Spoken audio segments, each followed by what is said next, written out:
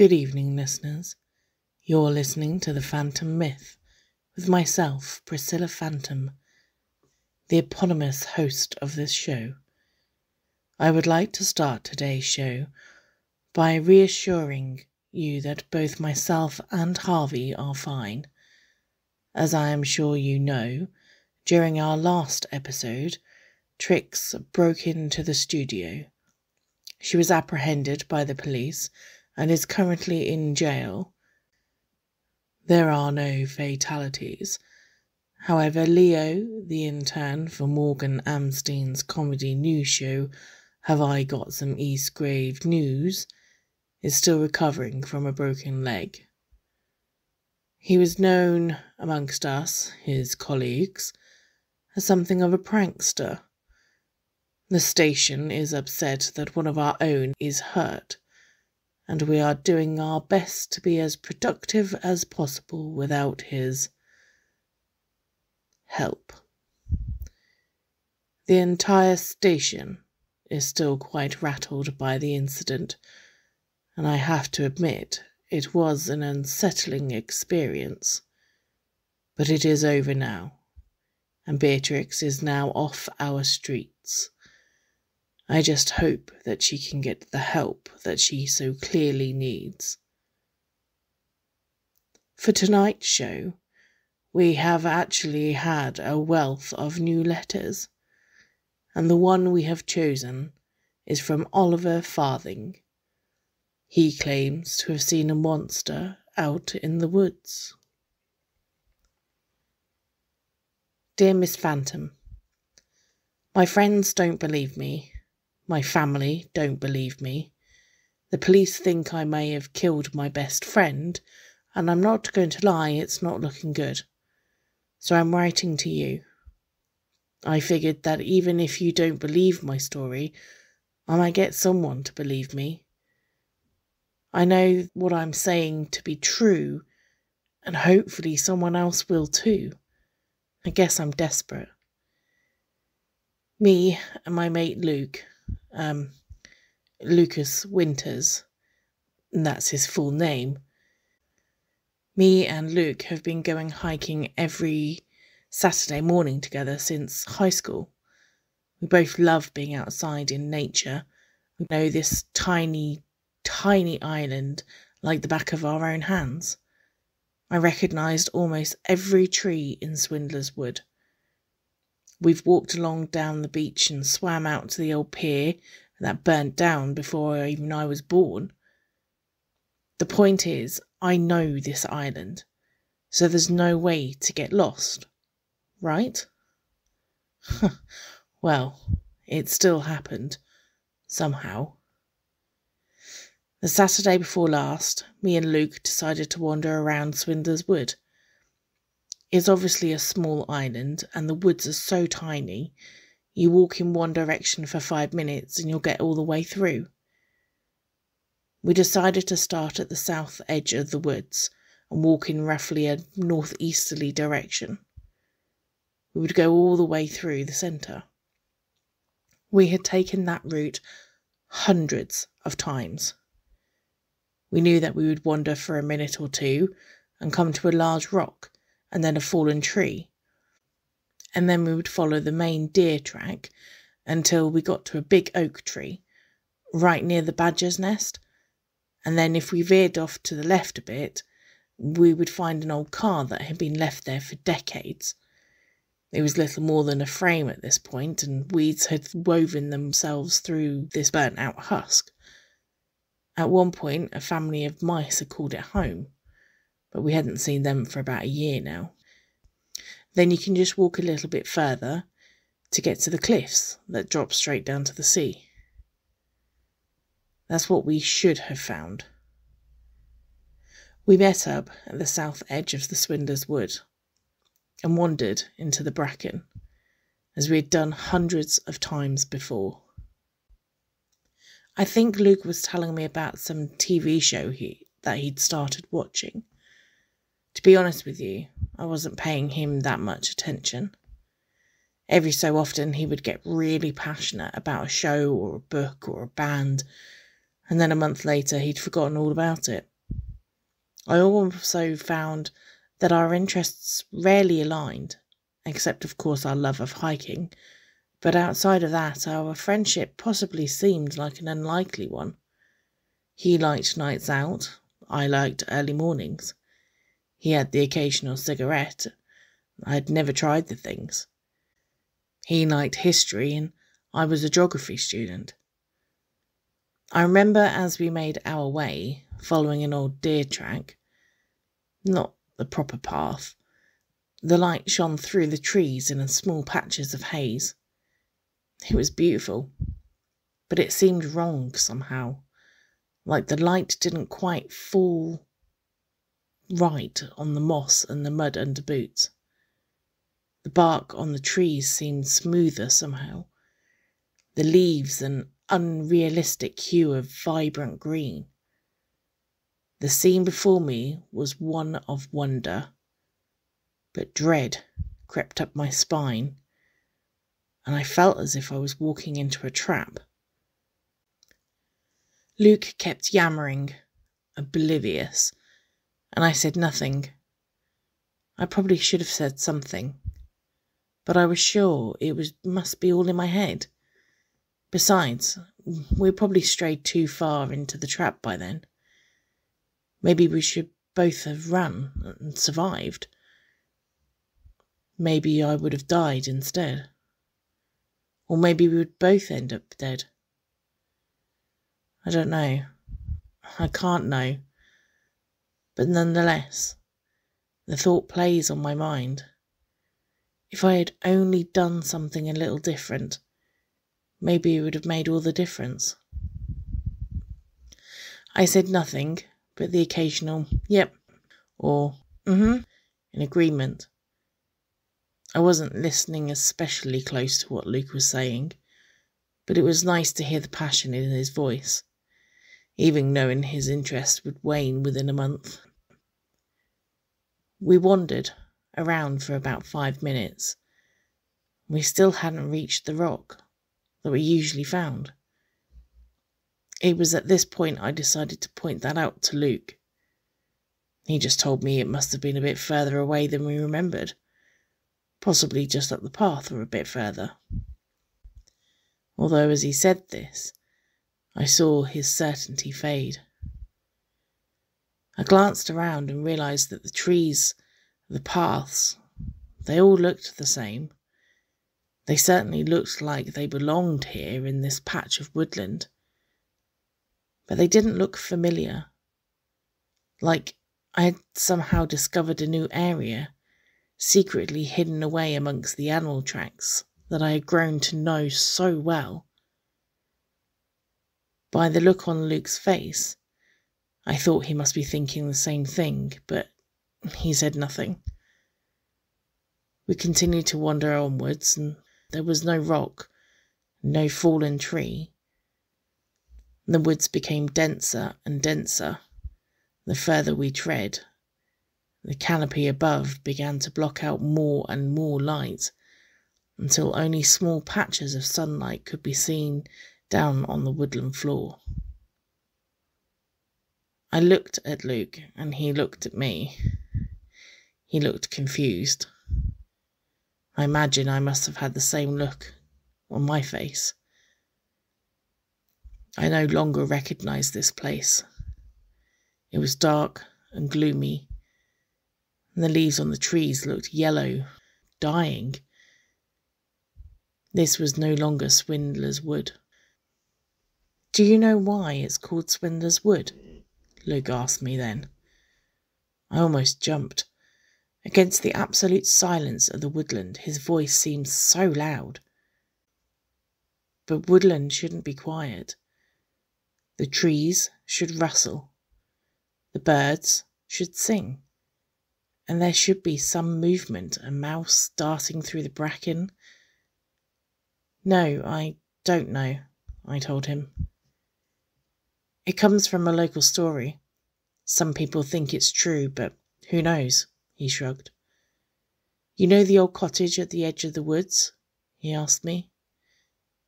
"The abandoned one?" I asked. Abandoned is probably a generous term for such a broken thing. The roof had completely caved in a couple of years back, and the walls were decaying. Luke nodded. He said that the cottage used to be belonging to a man named Guy Swindler. He lived alone in that cottage, or so people thought. Occasionally people would wander past and he would be talking to himself. Or, no, he was talking to someone, but there would be no reply, like one half of a conversation. There was also a well on his land. It had since been destroyed and the hole filled up, but people said that if you looked into the well, you could see your own reflection in the water far, far below. But it would just be your reflection. Over your shoulder, you would see the face of a child. Some people think it was Mr. Swindler's son. Some say it was his little brother who fell in and drowned when they were children. Sometimes when people go missing, it said their reflection could be seen in the well just over your shoulder, watching you with a vacant expression and hollow eyes. But don't look too long, or you might just join their numbers. Now, I'm not easily scared, but that was the last thing I wanted to hear at that moment. However, I didn't give him the satisfaction of knowing that he had got to me. Instead, I nodded and kept walking. It must have been at least 9 o'clock by then, but through the trees I could barely make out any light. We had not passed the rock or the fallen tree. There was no large oak or burnt-out car, and we could not see the edge of the woodland any more. I shivered despite the layers of my clothing, and I caught movement right in my periphery, a shadow, a rustle of leaves. What was that? I asked, turning away, wandering towards the spot. I crouched down and investigated the leaves. A few stems were broken and one had been trodden into the ground. By the indentation left in the mud, I gasped as I realized what I was seeing. Pressed into the mud was the perfect indentation of a hand. A human hand. Maybe we shouldn't have gone to such a secluded spot. That Beatrix girl hadn't been arrested at that point. My mum had made it clear that she didn't want me to come here. At this point, I was wishing I had agreed with her. We should go, I called over to Luke. I got no reply. I turned round to find that the spot where Luke had been standing was now empty. I called out to him, panicked. I told him that this wasn't funny. We weren't safe here anymore. I shouted for him to stop hiding and tell me where he was. I told him that we needed to leave. But even as I called out, dread twisted in my gut. I trampled through the bracken, shouting for my friend. He was nowhere to be seen. A piece of ivy had wrapped round my boot and I stumbled and caught my fall by clinging onto a tree with rough, dark bark, covered in sap. I got my footing and glanced at my hands. They were red. I breathed heavily, and I wiped my hands on my trousers, desperate to be rid of the crimson stuff covering my palms. When I looked up again, I froze. Before me stood a well. I had never seen a well in these woods before. I didn't recall noticing one just a moment beforehand either. But here it was, built of crumbling grey stone and covered in moss. I found myself wandering over to the well. I placed my hands against the rough stone. Water exuded from the moss growing between the stones under my hands and mixed with the crimson sap dripping down the side of the well. I leaned forward and stared down into the murky water below. I knew what I would see. I saw my face, a perfect, undistorted reflection, and over my shoulder was another face, one that I recognized well. It was my friend. It was Luke. His eyes were dark and hollow. His expression was placid, devoid of any emotion, except for a slight curl of his lip. He was smiling. It was not a happy smile, nor a sad smile. It was blank, the polite expression of somebody half asleep and dreaming of something better. He continued to smile as he slowly twisted his head down on one side, exposing his neck, and there upon his throat was a red line, a slit in the skin, as careful as a surgeon's incision. I screamed. It was a high-pitched scream, full of terror, and I am not ashamed to admit it. I wouldn't like to meet the man who didn't scream after seeing what I had seen. As I stumbled back, my foot got stuck on something and tripped backwards. I glanced around as I scrambled to my feet. I couldn't see anyone, and I didn't find that comforting. When I got to my feet, I picked a direction and ran, and I didn't stop until I found an old cottage. It was built of cobblestones and looked as if the roof had once been thatched. The door stood open, gently swaying to and fro and creaking in the wind.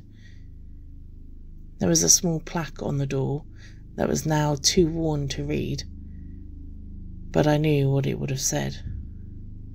My blood ran cold. I knew this cottage. This was Swindler's cottage. I started to back away in the direction that I knew the road would be in, but as I did, I heard a voice coming from inside the cottage. It called my name. Oliver.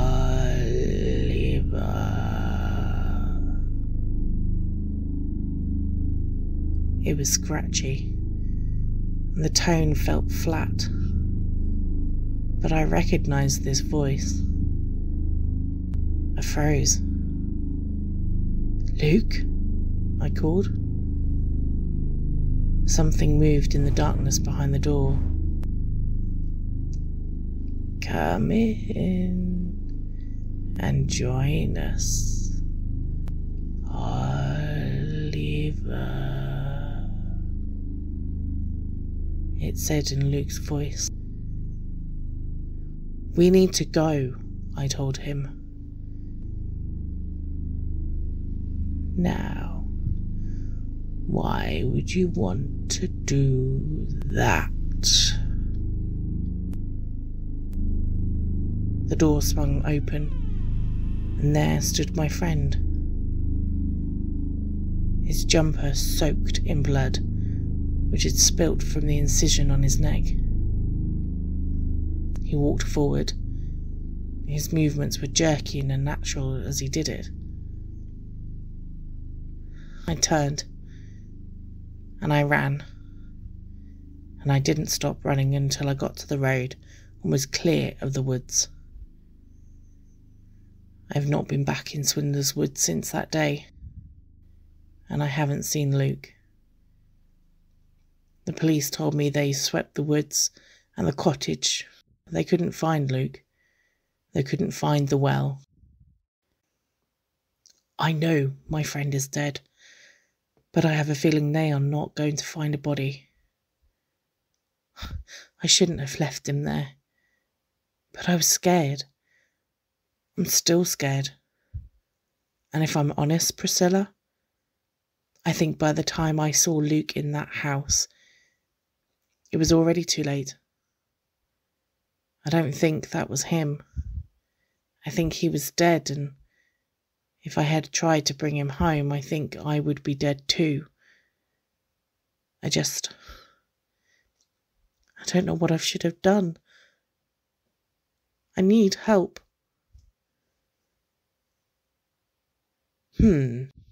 Well, it does seem that your imagination ran away with you during this story.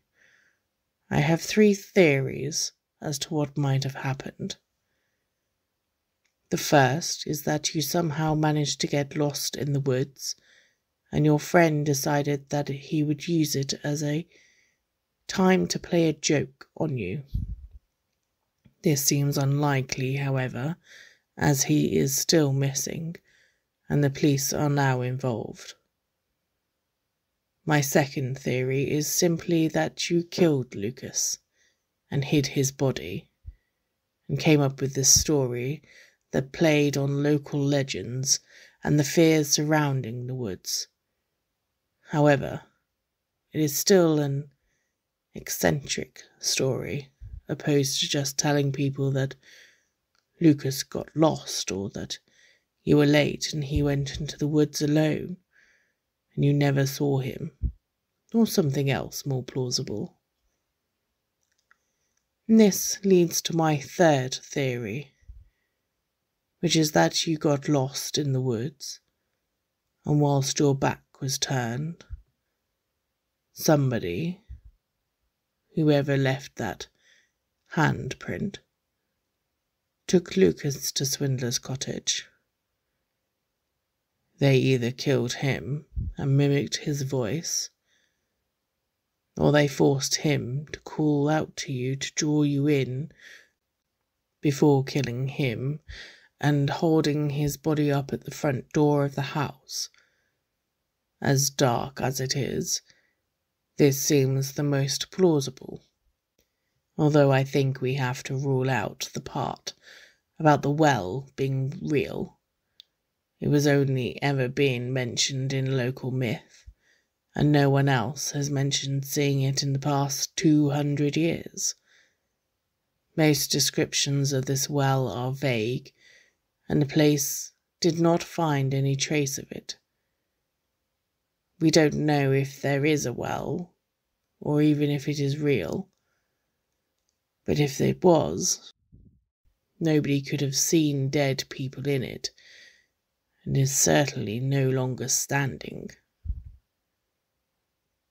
I don't know what happened in those woods, but I don't envy you, Mr. Farthing. If you did kill Mr. Winter, and that story is your alibi, I can't imagine you're psychologically well at all. If you were not, in fact, the killer, then you were a victim. It sounds terrifying, and sounds as if you could have gotten killed. I don't like woods myself. I find them eerie. I would advise you all to stay away from that area for the time being. Certainly do not go close to Swindler's cottage or go searching the woods for that well. Stay safe and sleep well, listeners.